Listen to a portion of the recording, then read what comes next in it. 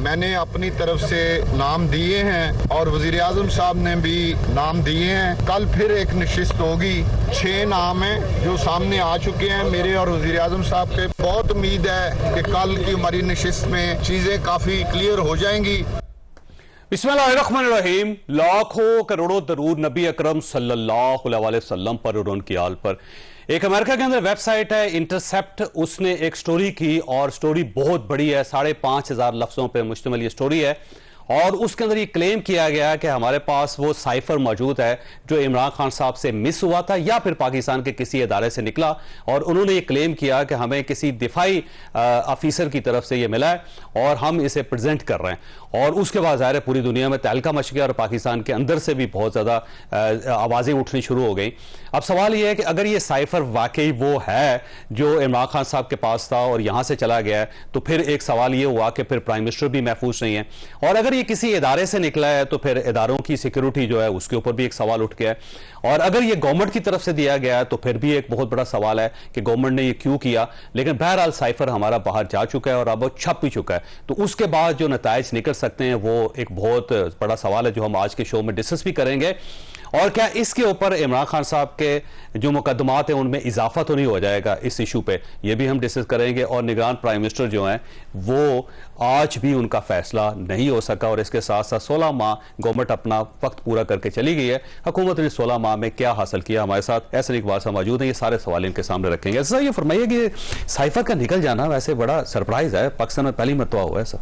देखिए, पहली बात तो ये कि ये साइफर बड़ा रिस्ट्रिक्टेड था, तो इस पे ना मैं कमेंट कर सकता हूँ क्योंकि मुझे भी उस तक एक्सेस नहीं थी कि असल है या नकली है। आपने नहीं देखा, इस पर तो वही कोई कमेंट कर सकता है, वो भी नहीं कर सकता क्योंकि ऑफिशियल सीक्रेट एक्ट आपको पाबंद करता है कि आप ये भी नहीं कह सकते कि ये साइफर असली है या नकली है।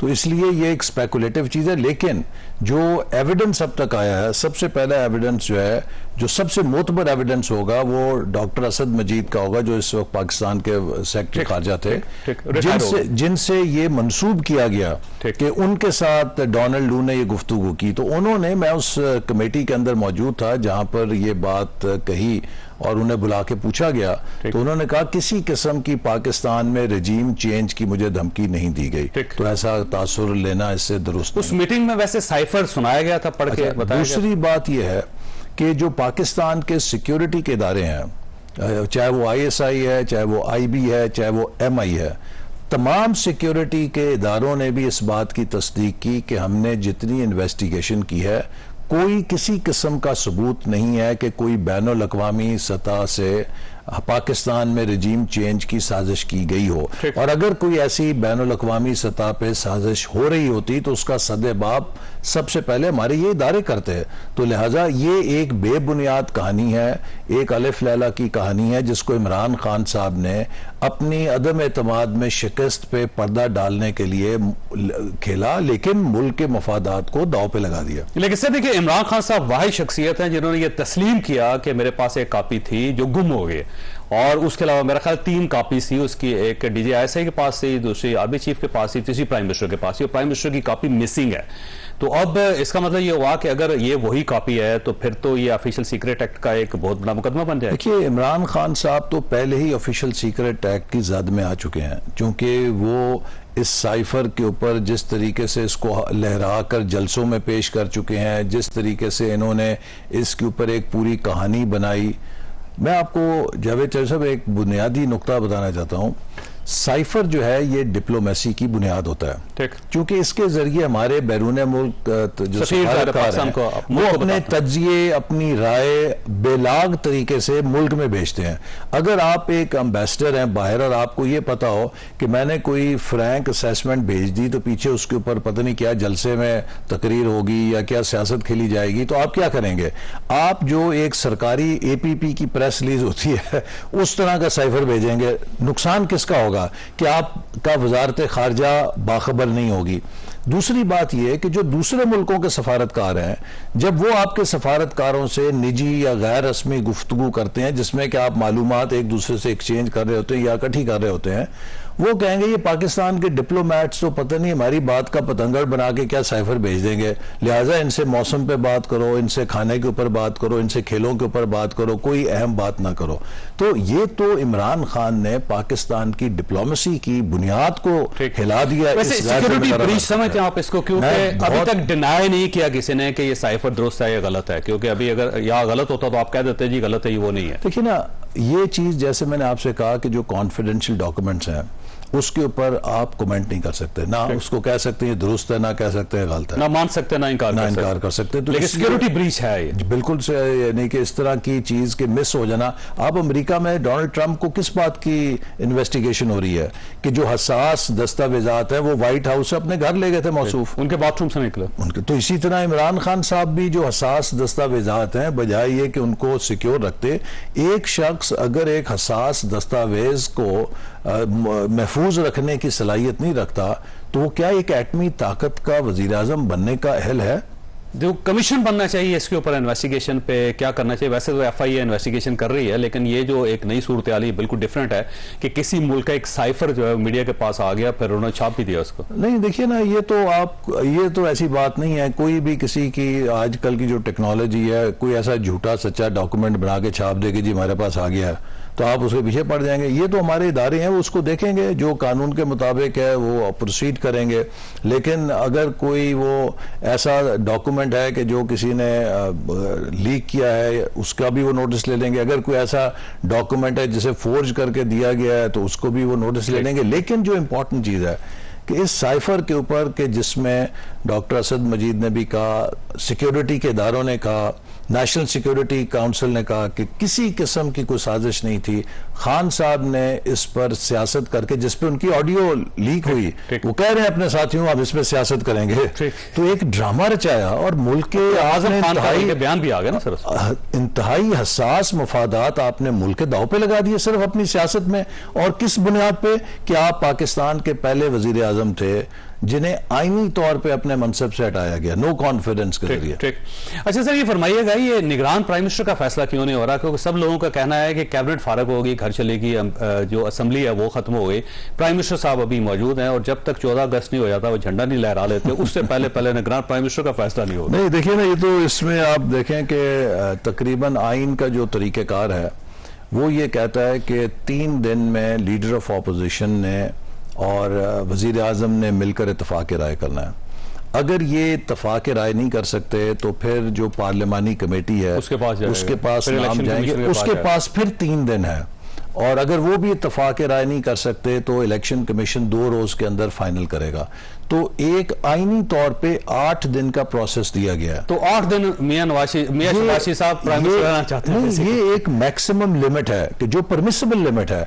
हम कोशिश तो कर रहे हैं कि जल्द से जल्द इस पर इत्तफाक राय हो जाए। तो आपका ख्याल है इत्तफाक राय मियां शबाशी और राजा रियाज साहब ने करना, इसके अलावा? जी, अब तो जो आईनी और कानूनी तरीका है उसमें प्राइम मिनिस्टर ने अपने साथियों से मुशावरत करनी है। और जो आज मैं मीडिया पे मैंने देखा, मेरी उनसे मुलाकात नहीं हुई, लेकिन ये उसमें कहा गया कि प्राइम मिनिस्टर ने 3 नाम लीडर ऑफ ऑपोजिशन को दिए हैं, उन्होंने और 3 नाम उन्होंने प्राइम मिनिस्टर को दिए हैं। तो अब यकीनन प्राइम मिनिस्टर उन नामों पर अपने साथियों से मशवरा करेंगे और इसके बाद कोशिश करेंगे कि लीडर ऑफ ऑपोजिशन के साथ कंसेंसस हो जाए। और मैं काफी पुरुमीद हूं कि इंशाल्लाह ऐसे कॉमन नेम नहीं है, क्योंकि 3 इस साइड से हैं, 3 उस साइड से, कॉमन कोई भी नहीं है, तो इसका मतलब कन्फ्लिक्ट है। फिर नहीं तो वो आपस में बातचीत करेंगे, या हो सकता है कि हम किसी एक ऐसे नाम पे इत्तफाक कर लें जो लीडर ऑफ ऑपोजिशन ने दिया है, या लीडर ऑफ ऑपोजिशन किसी ऐसे नाम पे इत्तफाक कर लें जो हमारे पैनल के अंदर है।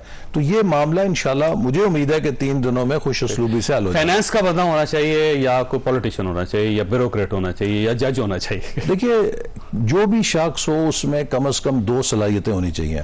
एक कि वो पाकिस्तान की जो इक्तसादी बहाली का अमल है, हम एक बड़े जिसे कह लीजिए कि अहम दौर से गुजरे हैं। ये 9 महीने का ब्रीदर है हमारा IMF के पास, और इसके अंदर हमने उस प्रोग्राम को भी प्रोटेक्ट करना है और जो नई हुकूमत है उसको एक मईशत भी हैंड ओवर करनी है कि उसी ट्रैक के ऊपर हो।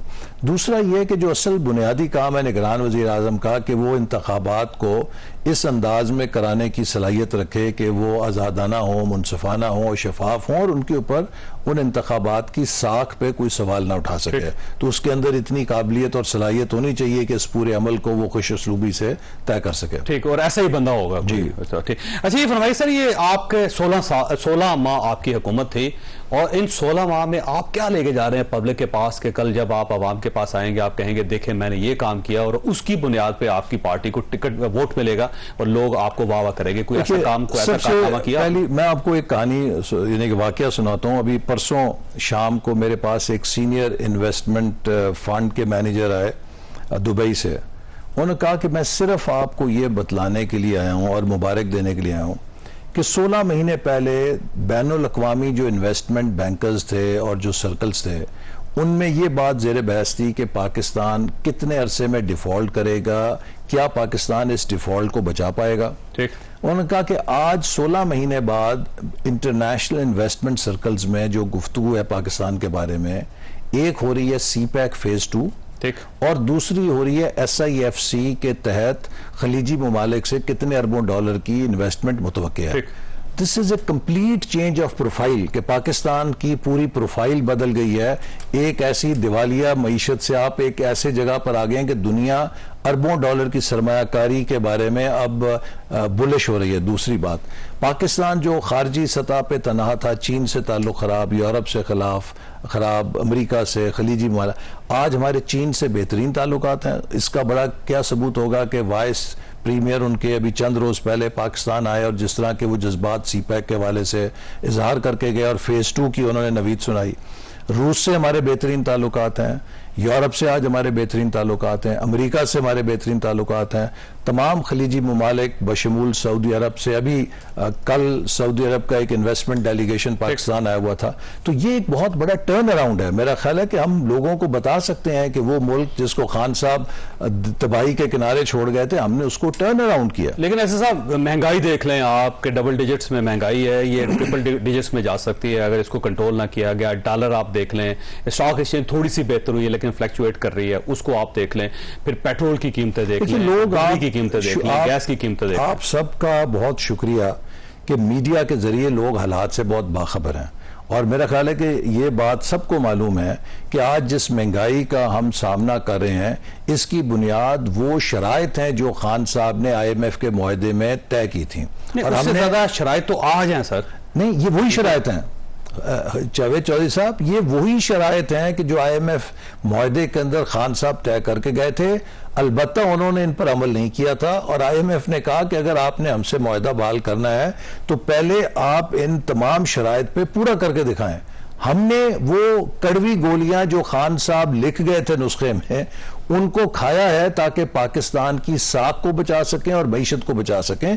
हमने खान साहब के गुनाहों की कीमत अदा की है मुल्क को बचाने के लिए, लेकिन इसके बाद हमने जो मुल्क को टर्न अराउंड किया है, लोग समझते हैं कि हमने इस कोलिशन गवर्नमेंट ने बड़ी मेहनत के साथ पाकिस्तान को उस तबाही से निकाला है।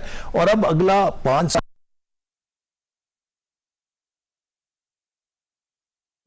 ये नहीं है कि 2018 की तरह फिर एक यू टर्न लेके हम किसी गड्ढे में गिर जाएं। आखिरी सवाल आपसे ये फरमाइए, आप अपने 16 माह की जो कारकर्दगी उस पर प्राउड फील कर रहे हैं आज? देखिए, मैं तो बहुत मुतमईन हूं। मैं अपने शोबे में आपको बताता हूं कि जब हमने हुकूमत संभाली 2022 को, तो पाकिस्तान का डेवलपमेंट बजट 2018 में 1000 अरब से घट के 550 रह गया था। हम उसे 1150 पे छोड़ के जा रहे हैं। हमने पिछले साल 714 का जो डेवलपमेंट बजट था उसके अगेंस्ट 741 तरक्याती स्कीमों पे शुरू किया। और सबसे बड़ी मुझे खुशी है कि हायर एजुकेशन कमीशन जिसे खान साहब ने तबाह कर दिया था, जिसका ताल्लुक हमारे नौजवानों से था, उसका बजट डेवलपमेंट 26 अरब था। जब हम छोड़ के जा रहे हैं वो 71 अरब है, तकरीबन 170% उसमें इजाफा किया है। इसी तरह मुल्क के वो CPEC के मंसूबे जिनको वो तबाह कर गए थे, गवादर के मंसूबे, उन सबको हमने जिंदा किया, मुकम्मल किया, चालू किया।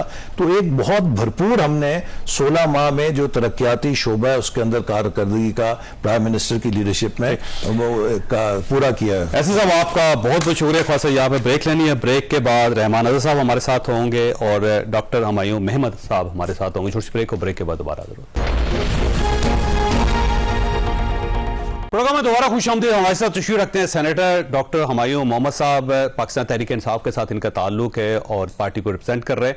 रहमान अज़हर साहब हमारे साथी, एंकर पर्सन, सीनियर सहाफ़ी हैं, दोस्त हैं, और ये 8 अप्रैल 2022 को जब जर्नलिस्टों की आखिरी मरतबा मुलाकात हुई थी इमरान खान साहब से, तो उस मुलाकात में भी शामिल थे और उसमें भी साइफर का लफाफा जो था सहाफ़ियों के सामने रखा गया। तो रहमान साहब ये फरमाइए, आपने साइफर देखा था वैसे उस वक्त? नहीं, मेरा ख्याल है हमें जो है वो साइफर पर चौधरी साहब ऐसा था कि 3-4 मुलाकातें हुई थी और 3 या 4 मरतबा जो है वो सहाफ़ियों को बुलाकर साइफर के हवाले से उस वक्त जो है वो ब्रीफिंग दी गई थी। मुझे याद पड़ता है पहली मुलाकात में तो जो है वो सिर्फ ये इशारा दिया गया था और खुद वो मुलाकात जो थी वो प्राइम मिनिस्टर हाउस के अंदर ही हुई। प्राइम मिनिस्टर हाउस में उनका जो एक ऑफिस के अलावा जो ऑफिस के साथ जो है वो एक कमरा होता है, तो वहां पर जो है वो हमें जो है वो बिठाकर जो है वो ब्रीफिंग दी गई थी और उसमें साइफर के हवाले से बताया गया था कि ये इस तरह से एक साइफर है और इसको जो है वो हम इस पर जो है वो बात करने वाले। दूसरी मुलाकात जो हुई थी वो भी प्राइम मिनिस्टर हाउस के अंदर ही हुई थी और उस मुलाकात में जो है वो असद उमर साहब जो है वो एक फाइल लेकर उस मुलाकात के अंदर आए और उन्होंने ऐसे लहरा कर जो है वो ये दिखाया कि ये जो है वो साइफर है। लेकिन वो साइफर उस वक्त एक्चुअली फिजिकली जो है वो हम में से जो है वो किसी को नहीं बताया गया और हम आशीष शरीफ साहब क्लेम करते होते थे कि मैंने देखा है। देखिए वहां पर बहुत सारे लोग थे और ये सवाल हम उस वक्त भी जो है वो अपने तौर पर जो है वो क्योंकि हमने उस वक्त ये उठाया था, साइफर पर बहुत ज्यादा आपको मालूम है बात हो रही थी, तो उस वक्त हमारे जहनों में भी ये सवाल था कि अगर ये ऑफिशियल सीक्रेट एक्ट है तो क्या हम ऑथराइज्ड हैं या नहीं है, या फिर अगर काबीना इसका फैसला करती है या अगर कोई ऐसा एग्जीक्यूटिव ऑर्डर आता है जिसकी बिना पर जो है वो ये कहा जाता है कि फलां बंदे को जो है वो दिखाया जा सकता है, तो मैं भी हम देख सकते हैं। तो जब वो दूसरी मुलाकात हुई तो उसमें असद उमर साहब के पास जो है वो एक फाइल थी, वो हमारे साथ जो है वो आकर बैठे, चेयरमैन पीटीआई इमरान खान भी जो है वो वहां पर थे और उस वक्त उन्होंने एक फाइल जो है वो इस तरह से जो है वो लहरा कर दिखाया। उन्होंने कहा कि ये मेरे पास जो है वो ये साइफर मौजूद है और इसके अंदर जो है वो बड़ी सख्त लैंग्वेज है और उस पर फिर उनसे जो है वो सवाल जवाब हुए। जो आखिरी मुलाकात हुई थी उसमें भी साइफर का मामला जो है वो जेरे बहस रहा, लेकिन उसमें साइफर से ज्यादा वो जो 8 अप्रैल वाली मुलाकात थी जिसका आपने अभी हवाला दिया, उसके अंदर ज्यादा गुफ्तगू का जो महवर था वो तहरीक अदम में, क्योंकि उस वक्त बाहर आपको पता है पार्लियामेंट में क्या हुआ। अच्छा ये फरमाइए, इंटरसेप्ट की जो स्टोरी है आपने पढ़ी है और उसके अंदर क्योंकि उन्होंने पूरा साइफर कोट कर दिया, पूरा का पूरा एग्जैक्टली वर्ड बाय वर्ड। अब सवाल यह है कि एक जर्नलिस्ट के पास या फिर एक अखबार के पास या वेबसाइट के पास ये साइफर पहुंचा कैसे अमेरिका के अंदर, क्योंकि ये सिर्फ 3 कॉपी थी इसकी। एक आर्मी चीफ के पास कॉपी थी, वो वहीं पे मौजूद है, एक DJISI की कॉपी थी, वो वहीं पे मौजूद है, एक जो प्राइम मिनिस्टर को प्रेजेंट की गई थी, प्राइम मिनिस्टर ने खुद माना कि वो मुझसे गुम हो गई है, तो इसका मतलब ये जो मिसिंग जो कॉपी है ये वो कॉपी होगी। फिर देखिए इस सवाल का जवाब मेरा ख्याल है इंटरसेप्ट ने खुद अपनी स्टोरी के अंदर भी दिया है।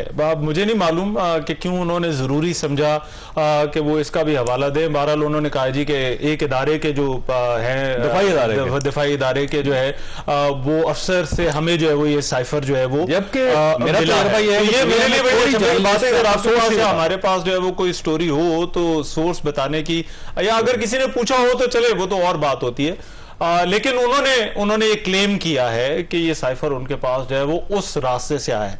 देखिए जो मंदरजात उन्होंने जो है वो लिखे हैं, ये उन्होंने भी लिखा है कि हमने कुछ वो चीजें इसके अंदर अल्फाज तब्दील किए। देखिए चौधरी साहब, साइफर का मामला बड़ा हसास है। अगर ये साइफर की एग्जैक्ट वर्डिंग जो है वो किसी के पास आ जाए तो उसमें क्या होता है कि आपकी जितनी भी सफारती कम्युनिकेशन है वो फिर डीकोड हो सकती है, और जो डीकोड होती है तो वो फिर आपकी जो भी सफारत खानों के दरमियान और दफ्तर खारजा के दरमियान इस वक्त कम्युनिकेशन है, जो हुई है, जो होगी, वो सारी की सारी जो है वो एट रिस्क आ जाती है। लेकिन इसका जवाब जो है वो ये इंटरसेप्ट वाले जो है वो खुद ही जो है वो बेहतर। इसमें देखिए वो क्लेम कर रहे हैं कि ये दिफाई इदारों की तरफ से हमें दिया गया है, जबकि मेरा दिल नहीं मानता इस चीज को। उसकी वजह है कि जर्नलिस्टिक नाम्स हैं कि जब भी कोई सोर्स होता है तो आप कभी बताते ही नहीं, और जब आप स्टोरी में कोई सोर्स दे रहे हो तो इसका मतलब ये हो कि आप एक डाइवर्जन क्रिएट कर रहे हैं ताकि आपके ऊपर कोई हरफ ना आए या फिर सवाल ना उठाया जाए। तो ये इस तरह मुझे लगता है।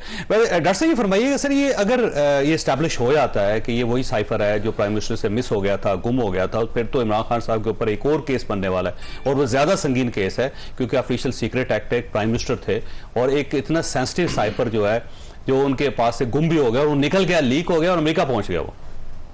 बिस्मिल्लाह। देखिए जावेद साहब, बात यह है कि आप सही कहते हैं कि ये सारी चीज़ें इंपॉर्टेंट हैं। अब अगर मैं फर्ज करें मैं जर्नलिस्ट हूँ, मुझे एक चीज़ इंफॉर्मेशन आती है, मैं अपना सोर्स नहीं बताऊंगा, पर एट द सेम टाइम चूंकि ये बड़ा सेंसिटिव इशू है, हो सकता है मैं एक ये चीज़ बताना चाहूँ कि ये जो जैसे उसमें, अब मुझे नहीं पता कि आजकल इतना कुछ फेक चल रहा है कि आपको बात दफ़ा समझ नहीं आती क्या, कि जैसे किसी ने उससे पूछा कि ये तो आपको उसने उसी लीड्स में उन्होंने कहा कि ये तो आपको उसने भेजा, उसने कहा कि जी मैंने इसी वजह से बताया है कि ये मुझे लीड कहाँ से आई है, वरना मुझे बताने की ज़रूरत नहीं थी, लेकिन जस्ट टू मिसपेल दिस थिंग मुझे ये बताना पड़ा था। तो आर्टिकल में कभी को क्लेम, आर्टिकल में नहीं, उन्होंने उसके जो जब वो उन्होंने अपने ट्विटर में ना, उनके ट्विटर में उन्होंने इसका जवाब दिया था कि मैंने इसको इसलिए वजाहत की है कि मैं उधर कर रहा हूं ताकि जो आप लोग जैसे सवाल पूछे तो उसको मैं कर सकूं। लेकिन मेरा एक पर्सनल अपना एक इशू है। मैं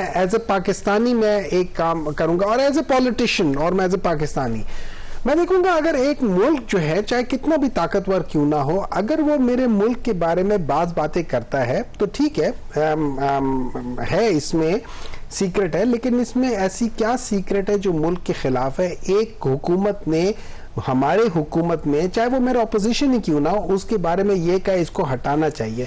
मैं यहाँ पे हटाने का नहीं कहा डॉक्टर साहब, उसके अंदर अगर तब तो स्टोरी छप गई ना सर, सारी चीजें क्लियर हो गई। चले उन्होंने जो बेसिकली रशिया का दौरा जो था ना, देखिए ना, उन्होंने रशिया के दौरे को सामने उसको बनाया, ठीक है ना। उसमें मैं ये सवाल पूछूंगा, मैं तो इस बात को लेके अवाम के पास जाऊंगा और मैं कहूंगा कि मुझे एक बात बताओ, क्या हम एज अ कौम किसी और मुल्क को ये कैसे इजाजत दे सकते हैं कि वो हमें डिक्टेट करे कि हमने किससे मिलना है, किससे नहीं मिलना, हमने किससे ट्रेड करना है, किससे ट्रेड नहीं करना, हमने हर वो फैसला करना है जो इस मुल्क के लिए बेहतर है। अच्छा, उसके बाद फिर मैं जाके बात करूंगा कि क्या क्या चीज नहीं है। मेरे लिहाज से मेरे लिए ज्यादा बड़ा इशू है कि कोई और हुकूमत हमें क्यों डिक्टेट करे कि मैंने उससे नहीं मिलना, वो हमें क्यों डिक्टेट करे कि अगर तुम उससे मिले तो हम लोग तुम्हारे साथ बड़े सख्ती से पेश आएंगे, वो मुझे क्यों डिक्टेट करे कि अगर तो इसके खिलाफ ये अदम एतमाद आ गया तो हम तुम्हें फॉरगिव कर देंगे, ना आया तो हम ठीक है तुम लोगों के ऐसी तैसी कर देंगे। मैं ये अल्फाज जो है मेरे लिहाज से ये सीक्रेट नहीं है, मेरे लिहाज से ये मेरी तजलील है, मेरे लिहाज से ये इस कौम के लिए एक बहुत शर्मनाक बात है और हमें इस पे खड़े होकर एक पॉलिसी बनानी मसला वो नहीं है, मसला ये है कि बहुत बड़ा मसला है, सीक्रेट एक इंफॉर्मेशन, सीक्रेट एक साइफर होता है और वो साइफर मुल्कों के दरमियान चलता रहता है और हमारी एम्बेसीज लिखती हैं। सर जी, जब वो लीक हो जाए तो विकीलीक सारे साइफर थे ना, विकीलीक्स वाज ऑल साइफर। ये पाकिस्तान का साइफर है, ये अगर लीक होने का मतलब ये है कि आइंदा पाकिस्तान की किसी सफारतखाने से अमेरिकन के खत लिखा जा सके। अमेरिकन के सारे, ये सारी चीजें अमेरिकन की थी ना, ये चीजें लीक हो। अच्छा, एक बात है, नंबर 2 मैं ये बात करता हूं कि सबसे पहले तो मुझे नहीं पता कि देखिए, जब मेरे पास एक आता है, अब मैं फर्ज करें अगर मैं वो इंटेलिजेंट एजेंसीज है जो इसको डी कोड करती हैं, ठीक है, पहले तो जब कोड आता है तो वो ना आपके पास है ना मेरे पास है, वो कोडेड चीज और है, वो सिर्फ दफ्तर खारजा वो सिर्फ एक जगह पे होती है, कहीं और नहीं होती, वो दफ्तर खारजे पे भी नहीं होती, वो बेसिकली आपकी जो एजेंसीज होती है उनके पास होनी चाहिए, जो भी उसको डी कोड कर रहा है। उसके बाद जो चीज आ जाती है, अगर तो ये हर्फ जैसे वो कह रहे हैं, वो कर रहे हैं, तो वो तो पहले गलत कर रहे हैं, उसका एक मफहूम छप जाता है। अब वो मफहूम किसी के पास भी चले जाए, देखिए जब आप जाते हैं, नहीं आ सकता। पाकिस्तान की हिस्ट्री में फर्स्ट टाइम इस शो हुआ है कि एक साइफर जो है वो लीक हुआ है प्राइम मिनिस्टर ऑफिस से और आजम खान साहब ने लिख के दिया है, उनका तहरीरी बयान है कि मैंने प्राइम मिनिस्टर के हवाले किया था और उसके बाद जब मैंने उसे लेने गया तो उन्होंने कहा जी वो गुम हो गया सारा। तो ये वैसे एक बड़ा सीरियस इशू है जिसको अल्टीमेटली कहीं ना कहीं जाकर टैकल करना पड़ेगा। छोटी सी ब्रेक और ब्रेक के बाद दोबारा जरूरत। प्रोग्राम में दोबारा खुशामदीद। रहमान साहब, इसकी जो लीकेज है साइफर की, इसके 3 इशू हो सकते हैं, पॉसिबिलिटीज हो सकती है। पहली बात तो ये है कि वाकई जैसे वो क्लेम कर रहा है कि ये दिफाई अदारे में से किसी जगह से किसी ने निकाल के दे दिया। अब सवाल ये है कि अगर तो कॉपी वहां पे मौजूद है तो फिर वहां से तो नहीं निकला होगा, और अगर वहां से निकल गया तो ये बहुत बड़ा एक सवालिया निशान है कि पाकिस्तान के फिर कोई इदारा महफूज नहीं। दूसरा ये हो सकता है कि जो प्राइम मिनिस्टर का यानी इमरान खान साहब के अपनी जो गुम हुई थी कॉपी, वो इनके किसी साथी ने अमेरिका पहुंचा दी हो, ठीक। और तीसरा ये कि इस गवर्नमेंट ने जाते जाते इमरान खान साहब के जो केस है उसके ऊपर एक और कील ठोकने के लिए उन्होंने खुद ही लीक कर दिया, खुद ही दे दिया। मेरा ख्याल है सबसे पहले तो आपकी बात बिल्कुल दुरुस्त है, ये इसके बड़े 3 अहम और बड़े सीरियस पहलू हैं। मगर सबसे पहले तो आपको ये एस्टैब्लिश करना है कि क्या ये जो जरीदे ने रिपोर्ट किया है, क्या ये वाकई ऐसा है या नहीं है? क्या ये उस एग्जैक्ट जो है वो जो साइफर के अंदर जो चीजें मौजूद थी वो है या नहीं? और इसका जवाब जो है वो हमारे दफ्तर खारजा के पास भी होगा, हमारे दिफाई इदारों के पास भी होगा, और हमारे जो है वो जो भी प्राइम मिनिस्टर है शहबाज शरीफ उनके पास भी होगा, क्योंकि उस पर नेशनल सिक्योरिटी काउंसिल की 2 मीटिंग्स हो चुकी हैं। फिर उसके बाद जो है वो आप इसके बाद आगे इस मामले पर चल सकते हैं। सनाउल्लाह साहब कह रहे हैं इस पर तहकीकात होनी चाहिए, उन्होंने भी इंकार नहीं किया कि ये गलत है। अगर गलत होता तो फौरी तौर पर पाकिस्तानी कहता कि ये गलत है, ये है ही नहीं वो साइफर। देखिए, हुकूमत का जो रिस्पांस है इसके ऊपर आज, क्योंकि वजीर आजम ने भी अब से कुछ देर पहले जो है वो बात की है, तो हुकूमत का रिस्पांस इस पर आपकी बात बिल्कुल दुरुस्त है कि वो इसके जो मंदरजात हैं उनको अभी तक डिनाई नहीं कर रहे, लेकिन वो जब तक उस पर चौधरी साहब अभी तक कोई जवाब नहीं आता उस वक्त तक यहाँ पर जो है वो फैसला नहीं हो सकता। लेकिन उसके बाद फिर आपको देखना है कि ये मंदरजात जो है या ये जो साइफर है वो किस तरह से पहुंचा।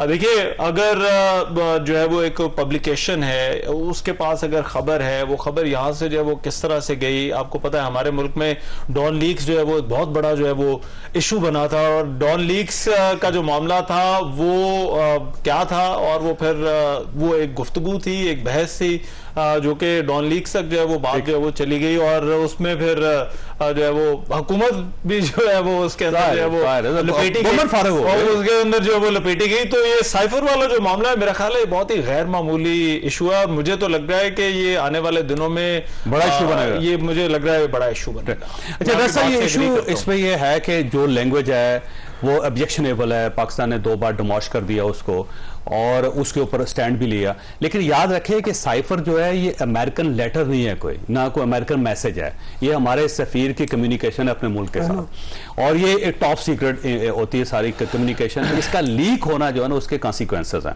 तो हमने डिमॉश कर दिया और कर देंगे, वो कोई इशू नहीं है। लेकिन ये जो है ये वाकई सीरियस है। तो अगर कोई कमीशन बनता है तो क्या आपका क्या ख्याल है कि असद उमर साहब, इमरान खान साहब सबको पेश होना चाहिए उसके सामने? वो ऑलरेडी कर रहे हैं, वो FIA वाली जो तहकीकात है उधर तो मेरा ख्याल है वो बिल्कुल करें, सब कुछ करें। लेकिन मैं आपको एक बात बता देता हूँ, जब ये जो पाकिस्तान डिस्ट्रक्शन मूवमेंट की जो गवर्नमेंट आई थी, इन्होंने जब इसके ऊपर पूरी कैबिनेट में जब बात कर रहे थे तो उसके ऊपर लिखा हुआ था, जो कैबिनेट के अंदर हुआ था, कि ये चीजें एंड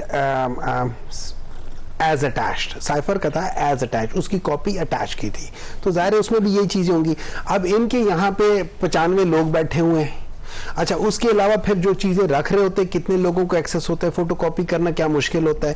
सो क्या ये चीज कहीं से लीक हो सकती है? You have to then check that thing कि भैया क्या जितनी फोटोकॉपियां हुई थी क्या सही हुई थी क्या नहीं हुई थी। उसके अलावा जो पहले हुई थी, देखो इट वाज नॉट सिंपल कि भाई ये सिर्फ 3 ही कॉपियां बनी थी और उसके अलावा कोई और कॉपी बनी नहीं थी। अगर 3 कॉपियां बनी थी, उसकी आगे फोटोकॉपीज बनी या नहीं थी। आप एक मीटिंग जो कर रहे हैं, 95 बंदे बैठे हुए हैं, उनको हर एक को आपने उसका एक पेपर दिया हुआ है, फिर आप कहते हो कि यार इसमें ये नहीं होगा। और अब कैबिनेट में ये लोग इतने अच्छे हैं कि इन लोगों ने एक एक बंदे को चेक किया होगा कि कौन अंदर आ रहा है, कौन जा रहा है, कि जेब में क्या कागज, फाइलें आती हैं वैसे डॉक्टर साहब, और उसके अंदर हर फाइल के अंदर एक लगा होता है और वो फाइल उसी तरह एज इट इज वापस जाते हैं। नहीं सर जी, मैं देखे ना, मैं भी एक जगह पे बैठा हूं जहां पे लिखा हुआ था कि इन कैमरा वो है, वो पूरी की पूरी फाइल सारे लोग साथ लेकर चले गए। मैं वहां छोड़कर आ गया था, लेकिन लोग वहां उसी तरह लेकर चले गए थे। अब मैं उस वक्त भी मैंने पूछा था लोगों को, यार ये क्यों लेकर जा रहे हैं? उन्होंने कहा जी लेकर नहीं जानी चाहिए थी। मैंने कहा आपने रोका क्यों? इनको कौन रोक सकता है? देखिए ये कौन सी थी मीटिंग? ये एक मीटिंग थी, उसमें हमें एक किसी चीज की ब्रीफिंग कर रहे थे, तो अब जब जो इन कैमरा था तो उसको रहने दें, लेकिन वो सारी चीजें ठीक है। लेकिन देखिए बात यह है कि हमारे यहाँ पे क्या होता है और किस लिहाज से होता है वो आप मुझसे बेहतर जानते हैं। सारी चीजें डॉक्टर साहब हो सकते हैं आपकी बात दुरुस्त हो, लेकिन सिर्फ एक शख्स है जिसने क्लेम किया है कि उससे कॉपी गुम हुई अब तक, वो है खान साहब।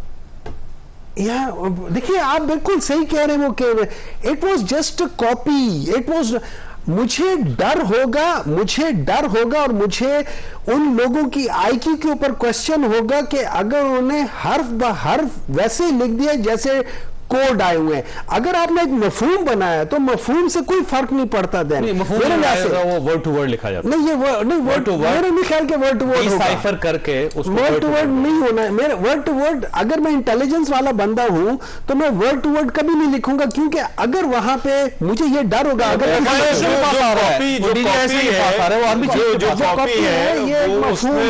नहीं कॉपी जो है वो उसमें शायद मफहूम नहीं है, क्योंकि ये उस वक्त भी बात हुई थी, मीटिंग्स में भी बात हुई थी कि आप उस साइफर के एग्जैक्ट वर्डिंग नहीं बता सकते। तो उस वक्त उन्होंने कहा था कि जो देखिए जो प्राइम मिनिस्टर के पास कॉपी है उसमें तो एग्जैक्ट वर्ड ओरिजिनल होगा, ठीक है। जो चीफ ऑफ आर्मी स्टाफ के पास लेट्स से अगर कोई कॉपी गई है या ISI के पास गई है तो वहां पर भी एग्जैक्ट वर्ड्स होंगे, वहां पर मफहूम नहीं होगा। लेकिन हमें जो उस वक्त कहा गया था, हमने ये सवाल असद उमर साहब, मुझे याद है चौधरी साहब वो बैठे थे, तो हमने कहा कि भाई मतलब यही जो आप वाला सवाल है, तो हमने उनसे कहा कि मतलब क्या ये साजिश वाकई जो है वो है? तो उन्होंने कहा ये बहुत गैर मामूली कम्युनिकेशन। और उस वक्त असद उमर ने कहा कि हम आपको एग्जैक्ट वर्ड जो है वो नहीं बता सकते, लेकिन मैं ये जरूर बता सकता हूं कि ये बहुत सख्त जो है वो लफ्ज है। तो एग्जैक्ट वर्ड जब आप बताएंगे तो उससे तो फिर आपके लिए जो है वो बेशुमार प्रॉब्लम जो है वो आपके एग्जैक्ट के लिए एग्जैक्ट वर्ड सर अब तो लिख दिए गए ना, अब तो स्टोरीज में आ गए ना। यहाँ पे छोटे से ब्रेक लेंगे, ब्रेक के बाद दोबारा